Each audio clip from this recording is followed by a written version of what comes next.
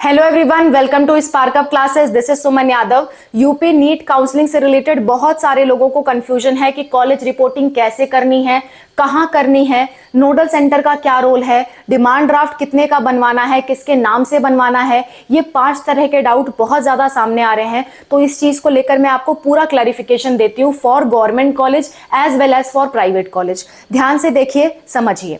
देखिए, हम बात कर रहे हैं यूपी नीट काउंसलिंग की।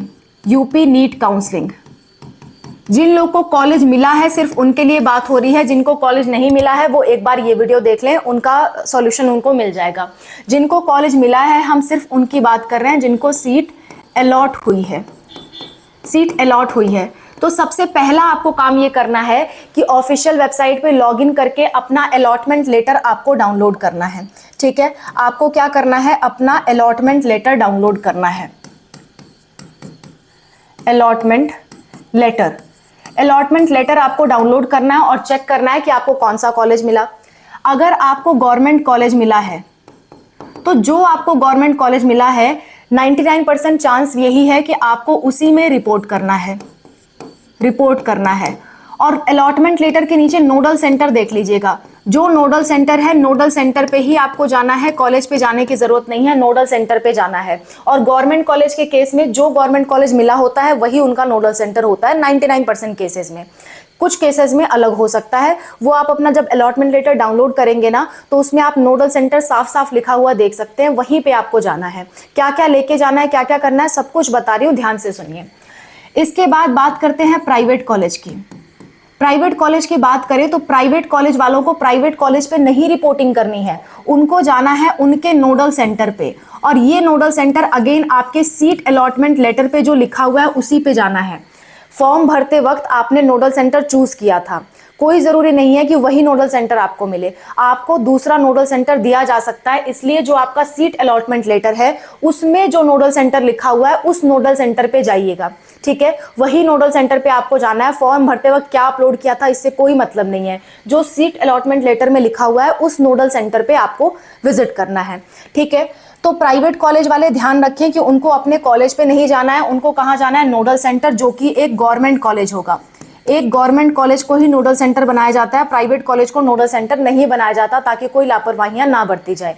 सो नोडल सेंटर गवर्नमेंट कॉलेज होगा। ठीक है, प्राइवेट वालों के लिए। और गवर्नमेंट वालों के लिए मैक्सिमम चांसेस है कि जो कॉलेज उन्हें मिला है वही उनका नोडल सेंटर होगा। इतनी बात समझ में आ गई। अब आपको इतना तो पता चल गया कि आपको अपने कॉलेज पे नहीं जाना है, आपको कहाँ जाना है, नोडल सेंटर पे। तो आपको ये नोडल सेंटर पे किस समय जाना है, ध्यान से सुन लीजिए।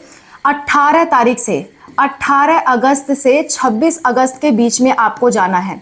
24 अगस्त छुट्टी रहेगी, 24 अगस्त को आपको नहीं जाना है। बाकी 18 से 26 के बीच में आप जा सकते हो। सुबह 10 बजे से शाम के 6 बजे के बीच में आप जा सकते हो। सुबह सुबह ही विजिट करिएगा, लेट मत करिएगा। 18 से 26 के बीच में आपको नोडल सेंटर में जाना है, यानी कि मंडे से लेकर के 26 तारीख तक आपको नोडल सेंटर पे जाना है। अपने कॉलेज पे जाने की कोई जरूरत नहीं है। अब नोडल सेंटर पे जाने के बाद क्या होगा, ध्यान से सुनिए। आप नोडल सेंटर पे पहुंच गए, नोडल सेंटर देखना सीख गए ना कि आपको सीट अलॉटमेंट लेटर डाउनलोड करना है, उसमें जो नोडल सेंटर लिखा हुआ है वहां पे आपको जाना है 18 से 26 के बीच में। अब आगे की प्रोसेस सुनिए। वहां पे जाते वक्त आपको कौन कौन से डॉक्यूमेंट ले जाने हैं ये चीजें ध्यान से सुन लीजिए। डॉक्यूमेंट्स आपको लेकर के जाने हैं, बिना डॉक्यूमेंट्स के आप नहीं जा सकते। डॉक्यूमेंट्स आपको लेकर के जाने हैं। नंबर 1 डॉक्यूमेंट्स, अपने सारे के सारे मार्कशीट आपको लेके जानी है जो आपके 10th और 12th की है। ठीक है, 10th प्लस 12th, और अगर आपका साथ में पासिंग सर्टिफिकेट है तो वो भी आपको लेके जाना है। दूसरा नंबर, अपना टीसी, माइग्रेशन और अपना कैरेक्टर सर्टिफिकेट। कैरेक्टर सर्टिफिकेट आपको लेकर के जाना है। माइग्रेशन अगर आपको नहीं मिला है तो कोई चिंता की बात नहीं है, टीसी भी है तो भी काम चल जाएगा, या फिर आप एफिडेविट बनवा सकते हैं माइग्रेशन के लिए ताकि आपको कोई परेशान ना करे। तीसरे नंबर पे बात आती है सीट अलॉटमेंट लेटर की। जो आपको अलॉटमेंट लेटर मैंने अभी डाउनलोड करना बताया वो आपको लेकर के जाना है। ठीक है, इसके बाद यूपी नीट का जब आपने रजिस्ट्रेशन किया था काउंसलिंग का, वो लेकर के जाना है। यूपी नीट रजिस्ट्रेशन स्लिप आपको लेकर के जानी है। ठीक है, 5वीं बात, आपको नीट का स्कोर कार्ड लेकर के जाना है। नीट स्कोर कार्ड छठवां डॉक्यूमेंट, आपको अपनी फोटोज सारी की सारी लेकर के जानी है, जो आपने फॉर्म भरते वक्त अपलोड की थी वो फोटोज लेकर के जानी है। सातवां आपको नीट का एडमिट कार्ड लेकर के जाना है, नीट एडमिट कार्ड, और उसमें फोटो चिपका करके ले जानी है, जो आपकी पासपोर्ट साइज वाली छोटी वाली फोटो है ना, वो चिपका के लेके जानी है। आठवीं बात, आपको अपना आईडी प्रूफ जरूर लेकर जाना है, जैसे कि आधार कार्ड आपको लेकर के जाना है, ठीक है। नौवीं बात, आपको अपना डोमिसाइल लेकर के जाना है, अगर आपने गवर्नमेंट कॉलेज के लिए अप्लाई किया है तो डोमिसाइल जरूरी है। 10वीं बात, आपने कोई गैप ले रखा है तो आपका गैप सर्टिफिकेट जरूरी है, ठीक है। आपका कोई कास्ट है तो कास्ट सर्टिफिकेट जरूरी है, कास्ट सर्टिफिकेट, और आपने कोई एक्स्ट्रा कोटा अप्लाई कर रखा है तो एक्स्ट्रा कोटा का सर्टिफिकेट लगेगा, एक्स्ट्रा कोटा आपने किया हुआ है तो एक्स्ट्रा कोटा का सर्टिफिकेट लगेगा। इतनी चीजें आपको लेकर के जरूर जानी है, इसके बिना आपको नहीं जाना है। और इतनी चीजें दो तरह से ले जानी है, एक तो आपको ओरिजिनल भी ले जाना है, ओरिजिनल प्लस आपको 2 फोटोकॉपी हर एक चीज का लेकर के जाइएगा, फोटोकॉपी, और एक एक फोटोकॉपी पे नीचे की तरफ साइन करके जाइएगा। और किन किन लोगों का जाना जरूरी है वो भी बता देती हूँ। स्टूडेंट का प्रेजेंट रहना जरूरी है, जो स्टूडेंट है उनका प्रेजेंट रहना जरूरी है, गार्जियन हो या ना हो कोई फर्क नहीं पड़ता, लेकिन स्टूडेंट का रहना जरूरी है। हाँ, गार्जियन का सिग्नेचर वो मांगते हैं तो आप खुद भी सिग्नेचर कर सकते हो एज योर ओन गार्जियन, या फिर आप किसी को भी ले जा सकते हो, मम्मी पापा भाई बहन चाचा चाची, जिसको भी ले जाना चाहते हो आप ले जा सकते हो, उससे कोई फर्क नहीं पड़ता। जिस स्टूडेंट का एडमिशन हो रहा है उसका जाना जरूरी है, उसके बिना एडमिशन नहीं होगा, तो स्टूडेंट का जाना जरूरी है। अब ये सारी चीजें आप लेकर के नोडल सेंटर पे गए, प्लस आपको डिमांड ड्राफ्ट के लिए रेडी रहना है, डिमांड ड्राफ्ट आपको बनवाना पड़ेगा। सो अगर हो सके तो चेकबुक अपने साथ ले जाइएगा, चेकबुक जो होती है ना,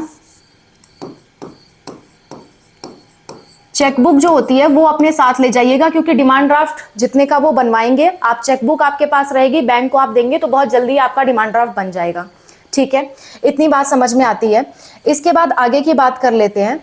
तो आपको नोडल सेंटर पे ये सारी चीजें लेकर के जानी है, लेके जाने के बाद वो आपसे कहेंगे कि डिमांड ड्राफ्ट बनवाइए, डिमांड ड्राफ्ट बनवाइए। तो डिमांड ड्राफ्ट के लिए जैसे मैंने आपको कहा, जितनी भी वो फीस कहते हैं उस फीस को आप पता कर लीजिए, और पता करने के बाद आपका आसपास जो भी बैंक हो, चाहे वो आपके बैंक का हो या ना हो, डजेंट मैटर, आपके पास चेकबुक है तो किसी भी बैंक के पास आप जाएंगे, वहां से आप डिमांड ड्राफ्ट बनवा पाएंगे।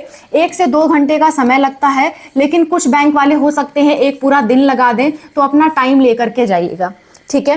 ये चीज हम मजबूर हैं बता नहीं सकते, क्योंकि इन्होंने रिलीज ही नहीं किया, नहीं तो मैं जरूर बता देती ताकि आपका समय बर्बाद नहीं होता। तो कितने का बनेगा ये चीज आपको नोडल सेंटर पे जाके ही पता चलेगा, चेकबुक लेके जाइएगा, ओके।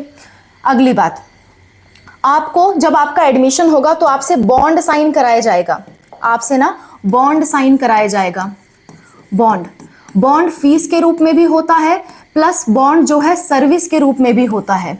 यानी कि जब आप गवर्नमेंट कॉलेज में जाते हो तो सर्विस बॉन्ड आपसे साइन कराया जाता है, लगभग 10 लाख रुपए का, कि आपको लगभग 2 साल की सर्विस देनी होती है। अगर आप नहीं देते हो तो उस केस में आपसे 10 लाख रुपए मांगे जाएंगे, और वो चीज आपको साइन कराई जाती है। और अगर प्राइवेट कॉलेज में है तो प्राइवेट कॉलेज में बॉन्ड फीस साइन कराई जाती है, कि अगर आप कॉलेज बीच में छोड़ देते हो तो उस केस में आपको कॉलेज की फुल फीस सबमिट करनी होगी, फुल फीस सबमिट करनी होगी। ये बॉन्ड आपसे साइन कराया जाता है। हाँ, अगर आप अपग्रेड कर रहे हैं तो डरिएगा मत, अपग्रेड कंडीशन में ये चीज वैलिड नहीं होती। अगर आप अपग्रेड कर रहे हैं और आपको कोई नया कॉलेज मिल गया तो आप जो कॉलेज अभी ले रहे हैं वो आप छोड़ सकते हैं बिना किसी परेशानी के लिए, उसके लिए घबराइएगा मत। ये इसलिए है कि आपका सेशन चालू हो गया, सब कुछ पढ़ाई आराम से हो रही है, फिर अगले साल आप छोड़ दे रहे हो, या बीच में उसके 1 साल बाद आप छोड़ दे रहे हो, उस कंडीशन में ये बॉन्ड लागू होता है, वैसे अपग्रेडेशन में लागू नहीं होता, तो इसके लिए डरिएगा मत।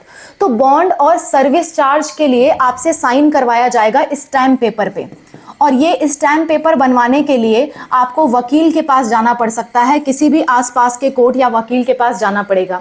यानी कि कॉलेज रिपोर्टिंग में आपको 2 दिन की लगभग प्रोसेस लग जाएगी। हो सकता है 1 दिन आपको डिमांड ड्राफ्ट बनाने में लग जाए, और हो सकता है 1 दिन आपको स्टैम्प पेपर बनवाने में लग जाए। इसीलिए जब भी आप रिपोर्टिंग कर रहे हैं कम से कम 2 दिन का समय लेकर के करिएगा।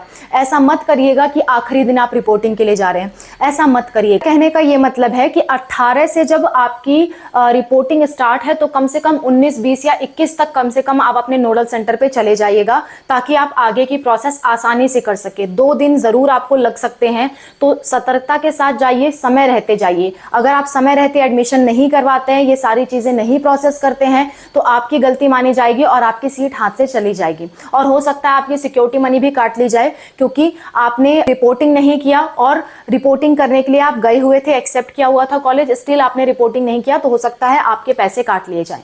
तो ये चीज आपको ध्यान से करनी है। बाकी कोई दिक्कत, कोई समस्या आती है कॉलेज रिपोर्टिंग में, किसी तरह की कोई प्रॉब्लम आती है, तो आप हमारे इस नंबर पे संपर्क कर सकते हैं 8957391589।